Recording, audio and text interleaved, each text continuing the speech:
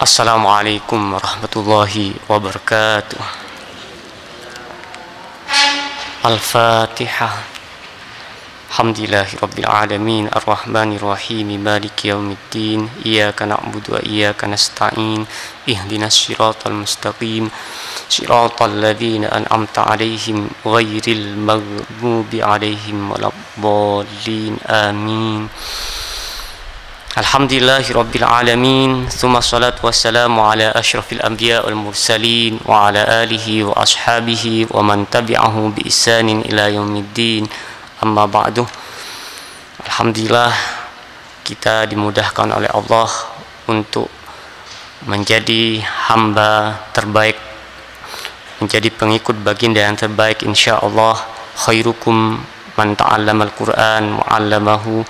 Alhamdulillah, kita juga dimudahkan oleh Allah belajar dan mengamalkan Al-Quran, dan mereka yang belajar mengamalkan Al-Quran, mengingatnya, insya Allah akan mendapatkan kesempatan untuk menolong keluarganya kelak, keluarga yang sudah diwajibkan untuk masuk neraka, sebagaimana yang Baginda Rasulullah sabdakan, man ta'allamal Qur'an wa amila bihi thumma istadharahu adkhalahu Allahul jannah wa syafa'a fi asrin min ahli baitihi kanat wajabat lahum annar. Riwayat Ahmad. Barang siapa yang belajar Al-Quran, mengamalkannya, dia menguasainya, maka Allah akan memasukkannya dalam surga dan memberikan dia syafaat untuk 10 orang dari keluarganya yang telah wajib untuk masuk neraka. Hadis riwayat Imam Ahmad. Hadirin yang dirahmati Allah, hari ini kita berada pada surah kedua, surah Al-Baqarah ayat 215. Kita baca ayatnya. A'udzu billahi minasy syaithanir rajim. Bismillahirrahmanirrahim. Yas'alunaka madza yunfikun. Qul ma anfaqtum min khairin falil walidaini wal aqrabina wal yatama wal masakini wa banis sabil wa ma taf'alu min khairin fa innallaha bihi alim.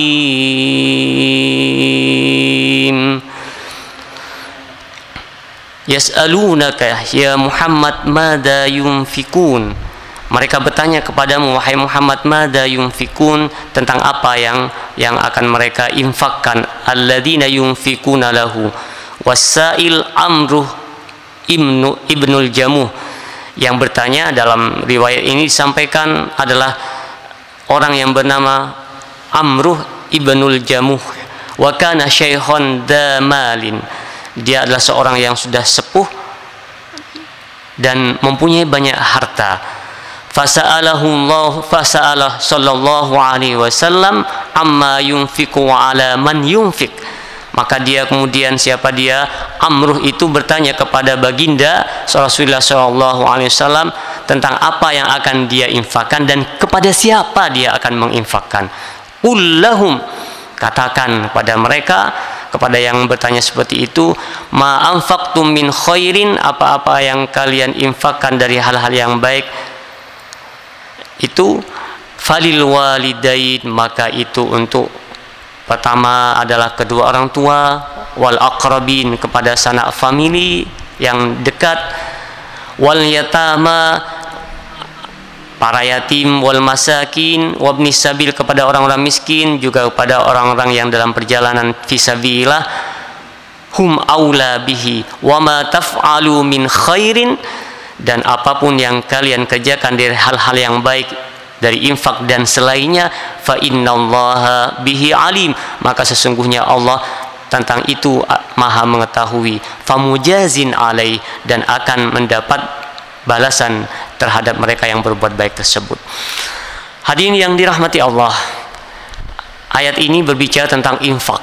Tentang infak, kita harus mencoba membedakan antara infak dan sedekah. Infak di ayat ini menyampaikan ada 5 orang, ada 5 golongan yang berhak untuk mendapatkan infak kita. Kalau sedekah ada 8 golongan sebagaimana tersebut dalam surah At-Taubah. Surah At-Taubah ayat 20. Surah Taubah itu adalah surah ke-9. Kita bedakan dulu apa bedanya sedekah wajib dan infak. Sedekah lagi nanti ada sunnah, ada wajib. Yang wajib termasuk dalamnya adalah zakat. Dalam hazanah tentang pengeluaran harta itu ada golongan besarnya, disebut semuanya adalah semua sedekah. Dari sedekah kemudian ada zakat. Zakat adalah sesuatu yang wajib yang tidak bisa tidak harus dikeluarkan. Nah, kalau dalam surah At-Taubah itu ayat 60 disebutkan tentang golongan penerima zakat, innamas shadaqatu lil fuqara'i wal masakini wal amilina 'alaiha wal mu'allafati qulubuhum wa fir riqabi wal gharimina fi sabilillahi wa ibnis sabil fariidatan minallah. Golongan penerima zakat ada 8 golongan. Nah, kita sebutkan tadi sebagaimana kita baca dalam surah At-Taubah ada 8 golongan. Ada lil fuqara wal masakin, orang-orang fakir, orang-orang miskin. Kemudian wal amilina 'alaiha, amil zakat berhak dapat kalau memang membutuhkan. Wal muallafati qulubuhum, mereka-mereka yang baru masuk Islam dan diharapkan simpatiknya. Wal muallafati qulubuhum wa fir riqab, mereka-mereka yang juga dalam keadaan mau merdekakan diri. Wa fi sabilillahi wa ibnis sabil, mereka juga yang wal gharimina wa fi sabilillah, kemudian mereka-mereka yang dalam peperangan, kemudian dalam perjalanan fi sabilillah. Wa ibnis sabil, mereka juga yang dalam perjalanan menuntut ilmu fi sabilillah, itu berhak mendapatkan zakat. 8 golongan zakat. Nah, zakat sebagaimana kita tahu adalah harta yang wajib dikeluarkan berdasarkan nisab ukuran tertentu dan waktu tertentu pula. Itu yang tercantum dalam surah At-Taubah ayat 60. Nah, sekarang kita berada di tentang infak. Infak itu kepada siapa? Dalam ayat yang kita baca ini disampaikan infak itu kepada pertama walidain, orang tua kita, kemudian al-aqrabin, orang terdekat, sanak famili kita, kemudian adalah para yatim, kemudian orang-orang miskin, mereka yang dalam perjalanan ibnis sabil. Jika zakat itu ada waktu tertentu, ada ukuran tertentu dari harta kita, maka infak tidak ada ukurannya, tidak ada waktu tertentu. Kapan saja. Itu adalah infak. Maka kemudian yang berhak paling utama untuk mendapatkan infak kita adalah orang tua kita jika masih ada dan membutuhkan. Jadi infak itu, kalau kita infak hari ini kita infak apa? Kalau mau kita infak, maka yang dipandang dulu adalah orang tua kita, dan orang tua kita yang memang membutuhkan. Jika sangat membutuhkan, maka dia pun harus kita beri yang pertama. Disebutkan sebagai walidain dulu. Kenapa? Iya, karena sebagai wujud dari bakti kita. Di antara wujud bakti kita adalah memberikan yang terbaik untuk orang tua kita. Birrul walidain, ayat tentang birrul walidain kita akan menemukan 5 tempat dalam Al-Quran. Di antara bentuk birrul walidain adalah memberikan sesuatu lebih baik daripada yang kita terima. Kalau sekarang kita bisa makan katakanlah soto, maka soto terbaik itu juga harus kita suguhkan kepada kedua orang tua kita kalau masih ada dan membutuhkan. Jadi itu termasuk dari infak. Dan infak pertama yang harus kita utamakan adalah kedua orang tua kita yang masih ada. Birrul walidain, termasuk pada berbakti kepada kedua orang tua. Nah, baru kemudian akrabin, sanak famili. Sanak famili yang yatim dan miskin tentunya akan lebih diutamakan. Karena nanti ada yatim sendiri, ada orang-orang miskin sendiri. Jadi kalau ternyata dia adalah saudara kita dan yatim miskin lagi, maka lebih berhak untuk mendapatkan infak kita. Kok begitu? Iya, ketika mendahulukan orang tua, mendahulukan sanak famili, pada dasarnya kita akan mendapatkan sekaligus dua pahala. Pahala apa itu? Pertama, pahala infak itu sendiri, kemudian berikutnya adalah pahala silaturahmi. Apakah ini KKN? Bukan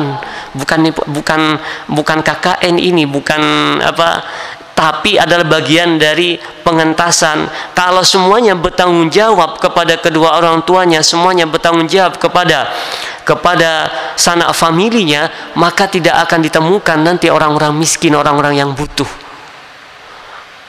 Ini adalah kebutuhan mereka yang memang membutuhkan. Beda dengan KKN yang tanpa punya skill, tanpa punya keahlian, kemudian diberikan sebuah jabatan, ya fantadrisa. Jika famili yang tidak punya kelebihan, tidak punya kapabilitas, keahlian, kemudian diberikan amanat, maka berbahaya itu. Fantadrisa, tunggu waktunya saja. Hadirin yang dirahmati Allah, 5 golongan untuk infak yang ini tidak terbatas waktu, kapan saja waktunya dan apa saja yang bisa kita infakkan, maka 5 golongan ini adalah yang berhak untuk mendapatkan infak tersebut.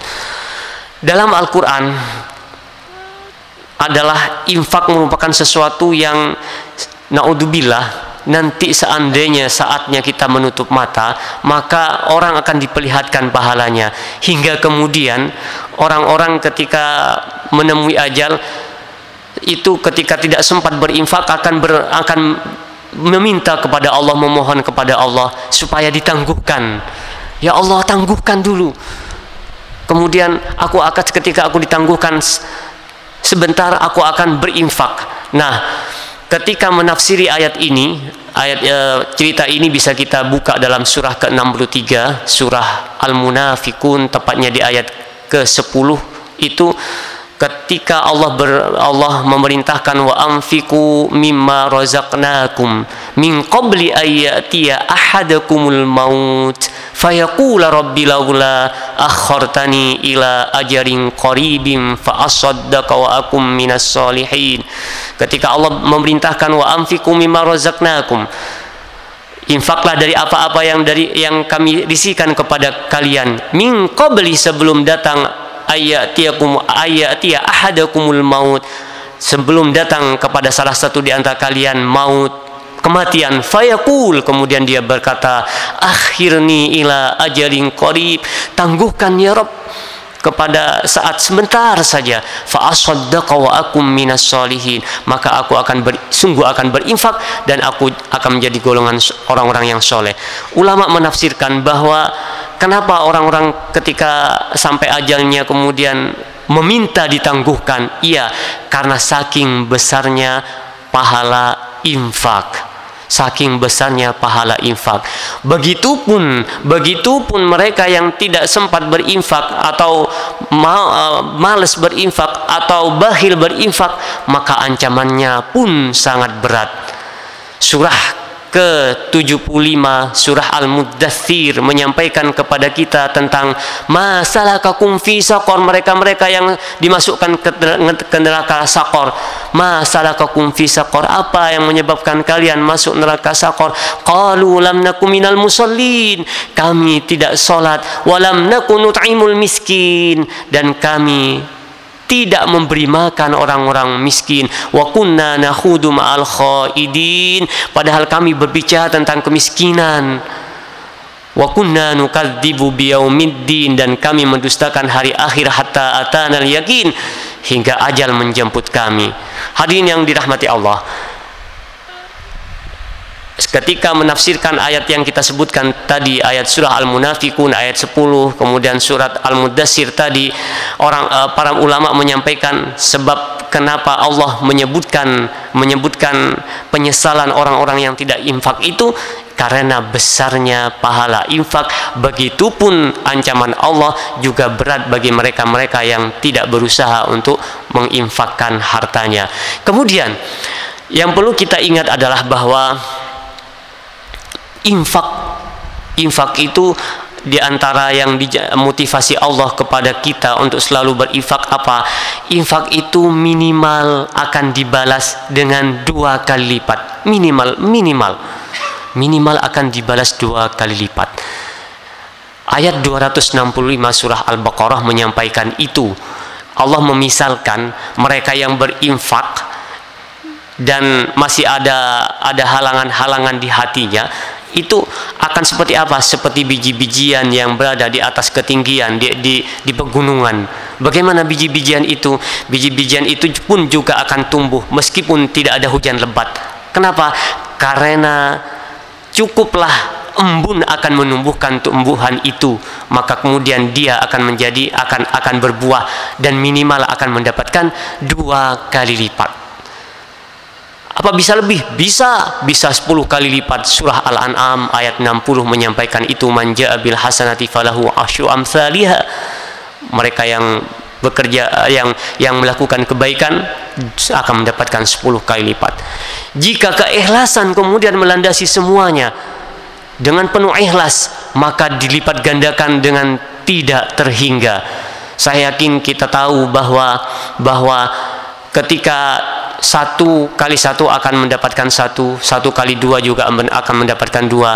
Namun 1 kali kosong tidak akan mendapatkan tidak terhingga. Itulah kemudian yang dimisalkan Allah dalam surah Al-Baqarah ayat 261. Mathalul ladzina yunfikuna amwalahum fi sabilillah kamathali habbatin ambatat sab'a sanabila fi kulli sumbulatin mi'atu habbah. Allah memisalkan mereka yang berinfak di jalan Allah. Kamathali habbatin, seperti biji ambatat sab'a sanabil, yang kemudian biji-biji itu memunculkan 7 sanabil, 7 cabang. Sab'a sanabila fi kulli sumbulatin mi'ati habbah. Dalam setiap sumbul itu, dalam setiap cabang itu ada 100 biji-bijian. Dalam Al-Quran Allah menggunakan kata-kata 7 itu tidak menunjukkan pada angka di atas 6 atau di bawah 8, tidak. 7 itu menunjukkan bilangan yang tidak terhingga. Maka yang dimaksudkan dengan ayat 261 surah Al-Baqarah, siapa dia yang berinfak di jalan Allah,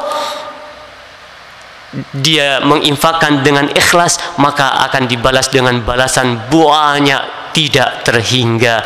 Hingga Allah menggunakan kata-kata sab'a sanabila fi kulli sumbulatin mi'atu habbah wallahu yudha'ifu liman yasha wallahu wasi'un alim. Allah menggandakan pahala terhadap yang dia kehendaki. Wallahu wasi'un alim, dan Allah maha tahu, pengetahuannya maha luas. Hadirin yang dirahmati Allah, mudah-mudahan kita dimudahkan oleh Allah untuk selalu berinfak. Dan dalam ayat-ayat yang kita baca tadi di akhir surah Al-Munafikun adalah ayat surah 63 ayat ke-10 dan 11, atau pada ayat yang kita baca ini pada surah Al-Baqarah ayat 215, semuanya didahului dengan cobaan-cobaan. Cobaan-cobaan bagaimana? Iya, di surah ini, di surah yang kita baca ini, yang sedang kita pelajari di ayat 215 sebelumnya disampaikan bahwa cobaan kepada Rasul dan kaum beriman itu dahsyat. Hingga Rasul berkata, "Mata Nasrullah, kapan ya Allah pertolonganmu akan datang?" Di surah Al-Munafikun itu juga didahului bahwa semuanya akan dicoba, termasuk kaum beriman, di anak mereka, di istri-istri mereka. Dan cobaan-cobaan itu, setelah Allah berbicara tentang cobaan, Allah berbicara tentang infak. Ini mengisyaratkan apa? Mengisyaratkan kepada kita bahwa cobaan-cobaan itu akan mudah dilalui dengan kita berinfak. Salah satunya harus menginfakkan yang kita punya. Dua surat yang berbicara itu adalah surah ini, surah Al-Baqarah 215, ataupun surah Al-Munafikun ayat 10, didahului dengan penyampaian Allah kepada kita bahwa cobaannya kepada kaum beriman itu pasti. Kemudian diikuti dengan infak, mengisyaratkan, menyampaikan kepada kita salah satu jalan untuk lepas cobaan-cobaan tersebut adalah berinfak. Mudah-mudahan kita bisa melalui semua yang Allah ujikan kepada kita. Mudah-mudahan yang bulan ini kita pun masih memperingati kelahiran baginda, selalu bisa mengikuti apa-apa yang beliau lakukan sebagai wujud kecintaan kita kepada beliau, kepada baginda Rasulullah SAW. Mudah-mudahan dengan kecintaan kita kepada baginda Rasulullah, Allah akan mengumpulkan kita zahiran wa batinan, yaqdatan wa manaman. Mudah-mudahan kita dikumpulkan dengan beliau baik di dunia ini maupun di akhirat kelak, yang tentunya kita akan mendapatkan syafaatnya. Rabbana hab lana hukman wa alhiqna bis salihin waj'al lana lisana sidqin fil akhirin waj'alna min warathati jannatin na'im waj'alna minal ladina yarithuna al firdausa hum fiha khalidun. Wallahu a'lam bissawab. Wassalamu alaikum warahmatullahi wabarakatuh.